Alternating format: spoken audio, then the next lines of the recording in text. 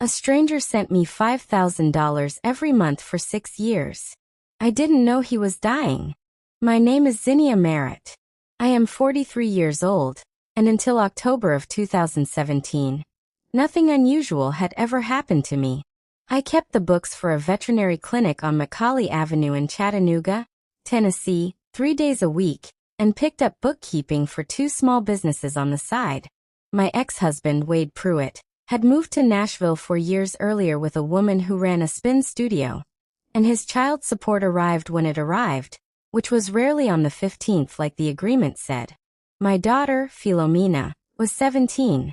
My son, Archimedes, was 14. And everyone but me called him Archie. My father had been a bookkeeper too, for a rail yard outside of Knoxville. And before he died he gave me his old ledger. Brown leather, cracked at the spine, my initials pressed into the corner in gold that had mostly worn away. He put it in my hands the winter I turned 22 and said, "Write it down, Zin. Everything. Even the small things. Especially the small things." I still kept it on the shelf above my desk. I still believed him. It was a Tuesday evening, the second week of October, cold enough that the heat in my kitchen had kicked on twice before dinner, when my phone buzzed with a deposit alert. $5,000. Sender. Private wire transfer. I called the bank. A representative named a policy I didn't fully understand and told me the sender had requested anonymity, that the funds were legally mine, that there was nothing more she could tell me. I sat at my kitchen table with the phone still warm in my hand. I waited 3 days for someone to call and say it had been a mistake. No one called. So I paid Archie's orthodontist bill, which had been sitting unopened on the counter for 2 weeks.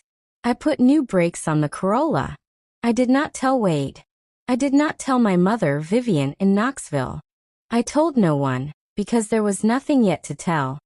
Only a number in an account and a question that would not leave me alone. Who sends a stranger $5,000 and asks for nothing back? You know that feeling when something good happens and your first instinct isn't joy. It's suspicion, because joy has cost you before. That was where I lived for those first few weeks, waiting for the catch. The following month, on the 14th, it happened again. Same amount. Same silence. Now, let me back up, because I need you to understand what those years actually looked like. It wasn't drama. It was quiet, and the quiet is what made it strange. By the 3rd deposit, I had stopped calling the bank every month. By the 6th, I had stopped flinching at the notification sound. $5,000 on the 14th became something I could almost set my calendar by. More reliable than Wade's checks. More reliable than the clinic's payroll software, which crashed at least twice a year. I used it the way my father would have wanted. Written down, accounted for, never wasted. The roof in the spring. Philomena's SAT tutoring. A modest college fund, opened the same month Archie turned 15. $40 a week that I didn't touch even when the transmission on the Corolla finally gave out, and I had to put a repair on a credit card instead. 3 small things happened in those years that I noticed and then explained away. The way you do when you don't want to look directly at something. The first was a phone call from the bank's fraud department, 18 months in, asking to verify a large incoming transfer wasn't suspicious. I confirmed it was expected. The woman on the line paused a half-second too long before she said, "Of course, ma'am." And I remember thinking that pause meant something, and then deciding it didn't. The second was smaller. A birthday card arrived for Archie that October with no return address, containing a $50 bill and nothing else, no note, no name. I assumed it was my mother forgetting to sign something, though she denied it when I finally asked, 2 years later, almost as an afterthought. The third was the one I still think about. I was at the grocery store on Broad Street, and an older man in line behind me, gray at the temples, dressed too lightly for the weather, watched me count out change for milk and bread. When I turned around, he was gone. I told myself it was nothing. A stranger in a grocery line. Chattanooga was full of strangers. I did not connect any of it. Not the fraud call, not the birthday card, not the man in the grocery line. I was a bookkeeper. My whole professional life was built on the idea that small numbers, added up correctly, tell you the truth eventually. But I wasn't adding these up. I was living my life, raising my children, letting $5,000 a month become the quiet floor under everything I did. And I never once asked myself what kind of person builds a floor like that under a stranger without wanting to be thanked for it. By the 5th year, I had almost stopped wondering at all. That was the year everything changed, though I didn't know it yet. That was the year the calls stopped coming on the 14th, and started coming on days that meant something else entirely. What happened next took me a full year to understand, and even now I only understand pieces of it. It was March, a Thursday morning, and I was scraping oatmeal out of a pot when my phone rang with a number I didn't recognize. First Trust Bank, Priority Customer Line. I had never received a call from that line in 6 years of being their customer. Ms. Merritt, this is Diane Kessler calling from First Trust. Her voice was careful in a way that made me set the pot down. I'm calling because an extraordinary transfer was made to your account this morning. The amount is $31 million. I did not say anything for a long moment. Ms. Merritt, are you still there? I was on the kitchen floor, not in a chair. I don't remember sitting down. I remember the tile was cold through my jeans and the oatmeal was burning on the stove, and I could not make my mouth work. The sender left a message, Diane Kessler said gently. He said you would want to know who he was. 6 years and finally a name. She read it to me slowly, from a document attached to the wire. My name is Corvax Bellwether. You do not know me, but I know you. 9 years ago, on a February night outside my hardware store on Cherry Street, you stopped and sat with a man on the concrete step for 11 minutes. You gave him coffee and half your sandwich. You did not look at your phone once. That man was me. I had lost my wife 6 months before. I was not homeless. I was invisible and grieving, and you saw me anyway. I never forgot it. I am dying now. Everything I have left, I am leaving to you. My attorneys will contact you. I remembered him. Salt and pepper hair, a coat that looked too thin for the cold, a voice that cracked when he thanked me. I had thought about him for a few days afterward and then, the way life does, I had carried on.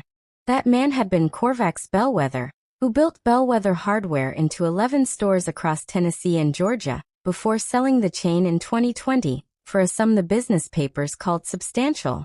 No surviving spouse. No children who had spoken to him in years, though I did not know that yet. I set the phone on the counter, and turned off the stove, and stood there in my kitchen, not knowing what to do with my own hands. Then the fear came. Not the small fear of an overdrawn account. The large structural fear of understanding that $31 million is not a gift. It is a target. I thought of Philomena, 19 now at the University of Tennessee. I thought of Archie, 16, careful and quiet, who wanted to study mechanical engineering. I thought of the roof I had finally paid off, the small, careful life I had built, and how none of it had prepared me for this. The attorneys called the next morning, a firm out of Atlanta, and a man named Flavian Cross, who spoke in the even tone of someone who had delivered news like this before. He confirmed the will was ironclad, witnessed, updated 18 months earlier after Corvax's cancer diagnosis. Are there other heirs? I asked. A pause that told me everything before he said a word. Mr. Bellwether had 2 adult children, Flavian said carefully. A daughter, Sablewyn Bellwether Vance, and a son, Thornawood Bellwether. They were notified of the estate distribution as required by law. How did they take it? Ms. Merritt, I would strongly recommend retaining your own counsel before speaking to anyone connected to the Bellwether family. That was not a suggestion. That was a warning wearing a polite coat. I looked them up that night. Sablewyn, 46, a former real estate developer in Atlanta with 2 pending civil suits against her over a collapsed condo project. Thornawood, 43, estranged from his father for at least 7 years according to an old business profile. 2 children who had been shut out by a dying man, who watched him leave everything to a stranger who once gave him a sandwich. I sat at my table that night with their photographs on my laptop screen and understood, clearly, that this was not over. This was the beginning. I opened a blank document and started to write down every single thing I knew, dated and precise, the way my father taught me. The first line was simple. Find an attorney. Today. I found her through Nola, my closest friend since our children were in diapers together, who had gone through a brutal custody fight years before and come out the other side sharp-eyed and unshakable. She gave me one name. Roswyn Iverson. A partner at a small civil litigation firm off Broad Street. A woman in her 50s with reading glasses pushed up into gray hair, and a stillness that made you feel like she'd already thought through every version of your problem before you finished explaining it. I laid it all out across her desk on a Friday afternoon. The 6 years of deposits. The call from the bank. Korvax's letter. The warning from Flavian Cross. She listened without interrupting. She wrote 3 lines on a legal pad. When I finished, she took off her glasses. The will is valid, she said. Full capacity, 2 witnesses, a notary filed correctly. A contest based on incapacity will fail. She paused. That won't stop them from filing one anyway. Litigation is expensive, and they may be counting on you to settle just to make it stop. I won't, I said. Good, she said, and wrote that down too.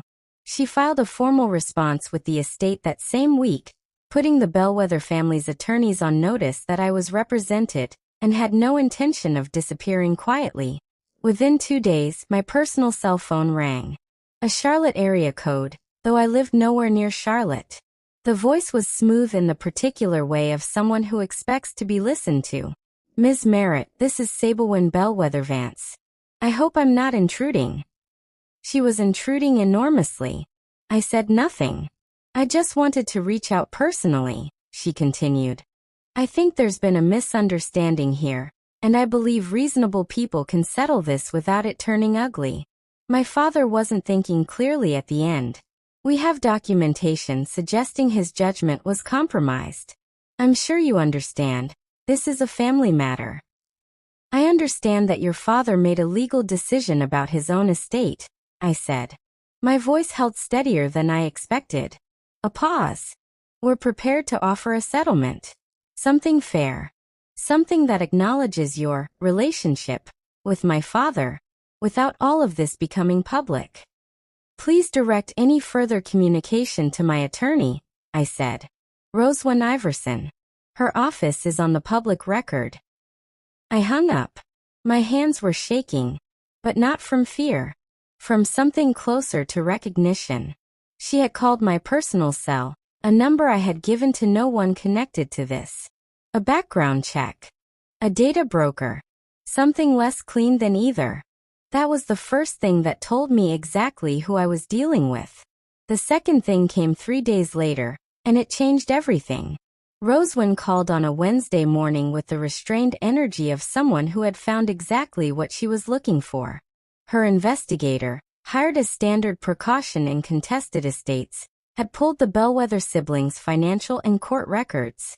8 months before Korvax's death, Sablewyn and Thornawood had jointly petitioned a Hamilton County probate court to have their father declared mentally incompetent, with themselves appointed as guardians. Korvax fought it with his own lawyers. 3 independent psychiatric evaluations. All 3 found him fully competent. The petition was denied. They tried to take control of his money before he died. I said slowly. They tried and they failed, Roswyn confirmed. And the timing matters. He updated his will to include you 4 months after that petition was thrown out. I sat with that for a long time. Korvax Bellwether had known exactly what his children were. And in the last year of his life, after they tried to strip him of his own name on his own accounts, he had reached 9 years back to a February night and a stranger on a concrete step, and decided she was the one he trusted. Now his children, the same 2 people who tried to take his voice away while he was alive, were about to try to take his final gift away from me. I was ready for them. I want to tell you what the next 6 weeks actually felt like, because it wasn't one dramatic moment. It was a slow tightening, small and specific enough that I almost couldn't prove any of it was happening at all. Roswin's strategy was deliberate and in certain ways public. When people operate in the open, she told me, it becomes much harder for the other side to apply pressure without it looking exactly like what it is. The first move was a comprehensive filing in Hamilton County Probate Court, attaching the psychiatric evaluations as public record, laying out the timeline in plain, undeniable order. The failed guardianship petition in August. 3 evaluations in September and October. The updated will in December. Korvax's death in January. The story told itself. I was not in the courtroom for that filing. I was in my kitchen making Archie's lunch, trying to live as ordinarily as I could, because I had learned that routine is the thing that holds you together when everything else is uncertain. The escalation came on a Thursday evening, in the parking lot of the Bilo on Signal Mountain Road. I was loading grocery bags into my trunk when a black SUV pulled into the space beside me and the passenger window rolled down. Thornawood Bellwether. I recognized him from the photographs. Heavy-set, mid-40s, an expression like a man who'd spent his life expecting the world to rearrange itself around him. You should think carefully about what you're doing, he said. Low voice, not quite a threat, nothing I could record and hand to anyone.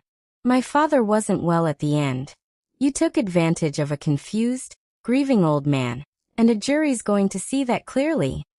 Your father was evaluated by 3 psychiatrists, I said. I was proud of how level it came out.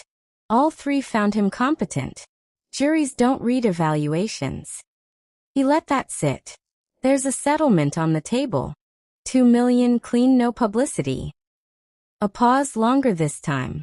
Think about your kids, Ms. Merritt. Think about how complicated things can get. Think about your kids. That was the sentence that sealed it for me. Not because I believed he'd hurt them. I didn't think he was that kind of man, and that wasn't the shape of this family's cruelty, but because he'd said it deliberately, knowing exactly which lever it was. Move your car, I said. Or I call the police and report this as intimidation, with your plate number and the time on record. The window went up. The SUV backed out. I sat in my car for 5 minutes before I trusted myself to drive. When I got home, I locked the door, turned on the security camera app, and called Roswin. She asked 3 precise questions and told me to write everything down, date it, and send it to her that night. Is any of that actually illegal? I asked. Borderline, she said. But the pattern matters. We document all of it. That weekend, I did nothing. I took Archie to his soccer game on Saturday, and stood in the cold drinking bad coffee from a thermos, and cheered like nothing in the world was wrong. On Sunday I drove to Knoxville and ate my mother's chicken soup, and let her talk about her tomato plants, and didn't say one word about any of it. I needed those 2 days. What was coming next was going to take everything I had. 10 days after the parking lot, a woman named Kieran Voss called, introducing herself as a conflict resolution specialist retained by the Bellwether family. I knew immediately what it was. There was active litigation. Legitimate mediation goes through the court. This was a soft, private approach designed to get me alone, away from Roswin, somewhere I might say something they could use. Please contact my attorney, I said pleasantly. She handles all estate matters. Of course, Kieran said, warm and faintly sympathetic, the voice of someone paid to sound like she's on your side. I just want to mention, this is going to become very public. Court records, your finances, how you met Mr. Bellwether, all of it becomes available. I imagine you'd want to protect your children's privacy. There it was again. The children. I'll let my attorney know you called, I said and hung up. I didn't feel rattled so much as certain. The fact that they kept reaching for me directly told me their legal footing was weaker than they wanted me to believe. People with strong cases go to court. People with weak cases try to get you to fold before you understand your own strength. But I want to be honest about something. The legal position was solid. Roswin was exceptional. And I was still alone in that house most nights. Not wanting to alarm my children, not wanting to worry my mother, carrying the whole weight of it by myself in a kitchen in Chattanooga. That aloneness had a real weight to it. I called Nola that evening. We'd been friends since our kids were small enough to nap at the same time in the same living room. She'd lived through her own version of being fought over by people trying to decide her life for her. And she knew exactly what that isolation felt like. I told her everything. She listened without interrupting, and when I finished she said, "Zin, you are not going to lose this." "I know," I said. And I did know. Knowing and feeling live in different rooms of the same house, though, and I'd been locked out of the second one for weeks. She came over anyway 40 minutes later, with wine and a rotisserie chicken, and we sat at my kitchen table until midnight. She didn't offer strategy. She just sat there. And it turned out that was enough. 6 weeks after the parking lot, a handwritten note arrived on cream stationery, the kind that costs money specifically to look like the writer doesn't need it. "Zinnia, I wonder if we might simply meet as women, not as adversaries. My father was complicated. I think we both deserve to understand each other better. Please consider it. Sabelwyn." I photographed it, sent it to Rosewyn, and against her mild reluctance, said yes. Not because I believed it was genuine for 1 second. Because I wanted to sit across from the person who tried to strip her own father of his legal name while he was dying, and look at her directly with my own eyes. We met at a coffee shop on the North Shore, neutral, public, well-lit. Sabelwyn arrived 3 minutes after me, which told me she'd been watching for my car. She was tall, put together in the way that takes real daily effort, and she smiled like it had been rehearsed. She spent the first 5 minutes talking about her father's stubbornness, his grief after his wife died, weaving in just enough real feeling to make it land. "He got susceptible toward the end," she said finally, setting down her cup. "Lonely people do. They latch on to kindness. Misread it." She looked at me with practiced sympathy. "I don't blame you, Zinnia. I don't think you set out to manipulate him." There it was. An accusation wearing an apology. "I met your father once," I said. "I gave him a sandwich and sat with him for 11 minutes. He was evaluated by 3 psychiatrists. All 3 found him fully competent. Your guardianship petition was denied. That's public record." Something moved across her face, small and fast, a tightening around the eyes. "We all interpret these things differently," she said, and her voice had dropped a half degree. "I think your attorneys told you the contest won't hold," I said. "I think you're here because you thought I'd be easier to manage face-to-face than on paper."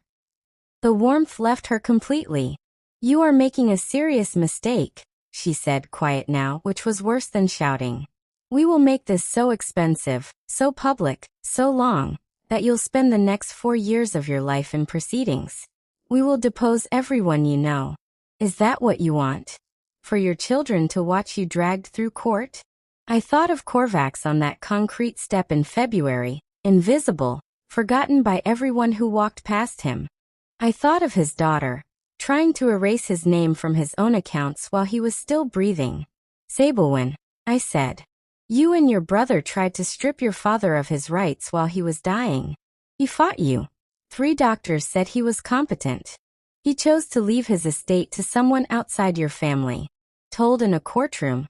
That story is not going to make either of you look like grieving children who got robbed." She stood, her chair scraping back loud enough that people at the next table looked over. "We'll see each other in court," she said. "Yes," I said. "We will." The hearing was set for the 2nd week of June, in Hamilton County Probate Court. Rosewyn had told me from the start the case was strong and their contest was weak, but she'd also warned me the hearing itself would be uncomfortable. "Expect them to paint you as an opportunist," she said. "Expect emotional testimony. Prepare yourself." What none of us fully anticipated was what their attorney, a man named Douglas Farrow, would try in the final 48 hours. He filed a last-minute motion claiming new evidence. A set of alleged financial records suggesting contact between me and Korvacs before the transfers began. The implication was that I'd known who he was all along and cultivated the relationship deliberately. It was a fabrication and a sloppy one. Roswin had it dismissed within 6 hours, using Korvax's own attorney's records, which showed he had specifically instructed them never to disclose his identity to me. Every transfer, every contact had come from him. Never the reverse. The morning of the hearing, I wore a navy blazer and drove myself to the courthouse. Roswin met me on the steps. "Ready?" she asked. "Yes," I said. The courtroom was smaller than I expected, wood-paneled and fluorescent-lit. Sablewyn and Thornawood sat with Pharaoh between them. Sablewyn had also worn navy, which felt strangely fitting. Pharaoh made the mistake of calling Thornawood to testify about his father's declining mind. Roswin approached the stand with her legal pad. "Mr. Bellwether, when was the last time you visited your father in person?" A pause. "We spoke on the phone regularly." "When was the last time you visited him in person?" Another pause. "Around 2016. 8 years before his death," Roswin said. "During that same period, your sister petitioned to have your father declared incompetent. You co-signed it. It was denied. Neither of you appears in his medical or estate records as a contact or a visitor for 8 years. Help me understand the basis for your assessment of his mental state, given that." The silence lasted a full 7 seconds. I counted. The judge, a measured gray-haired woman named the Honorable Nola Pratt, asked Pharaoh if there was any evidence beyond testimony. There wasn't. The fabricated financial motion had already been dismissed. I wasn't called to testify. The documents spoke clearly enough on their own. "I'm prepared to rule," Judge Pratt said. Sablewyn turned and looked at me, and for one unguarded second her face showed something before she composed it again. I held her gaze and said nothing. The ruling took 12 minutes, which Roswin later told me was unusually decisive for a contested estate case. The contest was denied in full. The evidence of Korvax's competency was, in the judge's words, extensive and unimpeachable. There was no evidence of undue influence. The last-minute motion, she noted, would be referred to the State Bar for review of Douglas Pharaoh's conduct. The $31 million was mine. Outside on the courthouse steps, in the June heat, Roswin gave me the short version of what came next. Distribution within 60 days. Any further action from the Bellwethers would be met with a countersuit for costs. "Will they try again?" I asked. "Unlikely," she said. "They've spent a great deal already, and Pharaoh's exposure creates its own problems for them." She looked at me. "You built a very clean record from the beginning, Zinnia. You wrote everything down. You never responded informally to anything. That discipline is what won this." I thought of my father's ledger on the shelf above my desk, the gold initials worn almost smooth. "Write it down, Zin. Even the small things. Especially the small things." I drove home to Chattanooga in the afternoon heat, and called Philomena first. She screamed loud enough that a group of students near her on the quad turned to look. Then I called Archie, who said, "That's incredible, Mom," in the careful, quiet way of a 16-year-old who doesn't know how to show he's moved, but is. Then I called Nola, who didn't say anything for a few seconds and then said, "You won," without me having to say a word, because she knew the sound of me. That evening I sat alone in my kitchen while the June light went gold and slow across the yard. And I thought about Korvax Bellwether, a man I had spent 11 minutes with on a concrete step. A man whose face I'd nearly forgotten until I looked it up online. A man who carried a small kindness for 9 years and chose, at the end of his life, to make it matter. I said thank you to the empty room. It felt necessary. 2 weeks after the ruling, Pharaoh's firm quietly notified Roswin that the Bellwethers would not pursue anything further.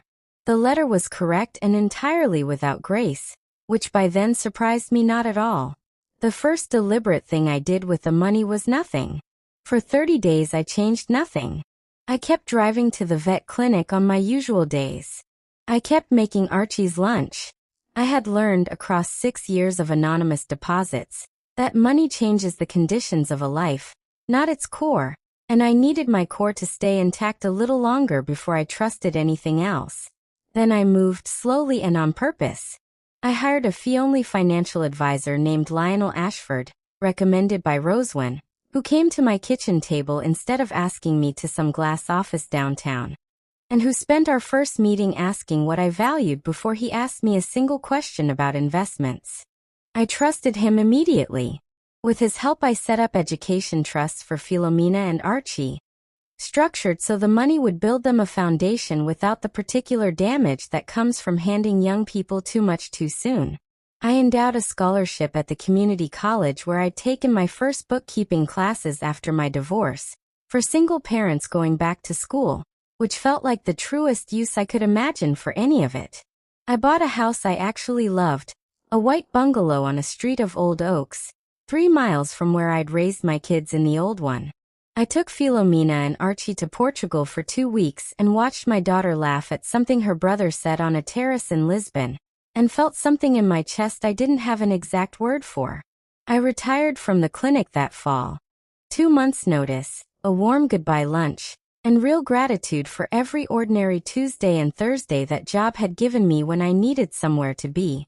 I started volunteering twice a week at a downtown outreach program, because I understood now, in my body and not just my head, what it costs a person to be invisible on a cold sidewalk. I wanted to be the one who stopped Sablewyn Bellwether Vance civil suits over her condo project concluded within the year. She lost both, and the judgment against her exceeded what she could cover without selling property. Douglas Farrow's disciplinary review ended in a formal censure that followed him. Thornawood, I heard secondhand and without asking, had moved to Florida and lost money in a restaurant venture that folded within a year. I didn't seek any of it out. It arrived the way that kind of information does, sideways, uninvited, and I received it without satisfaction and without grief. I didn't hate them. I want to be careful about that. I'd watched them try, one last time in that courtroom, to take something that was never theirs, the same way they'd tried to take their father's own name from him while he was alive. What I felt for them wasn't hatred. It was something colder and more finished than that. The recognition that some people move through the world treating everything as something to be acquired, and are baffled when the world simply refuses. Philomena finished her degree, and got into a graduate program in environmental policy. Archie built a small engineering project his professor called unusually elegant.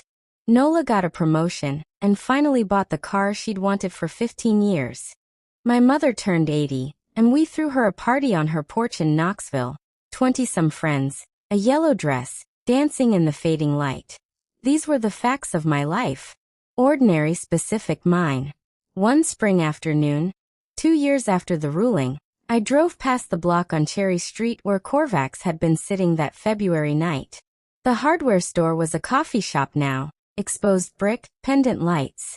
I went in, ordered a coffee, and sat by the window for a while, looking out at the sidewalk. 11 minutes. That's all it had ever been. I thought about how small a thing looks while you're doing it, and how large it turns out to be, years later, in someone else's hands. That is my story. What would you have done in my place? I would genuinely like to know. Leave it in the comments below. Thank you for being here with me.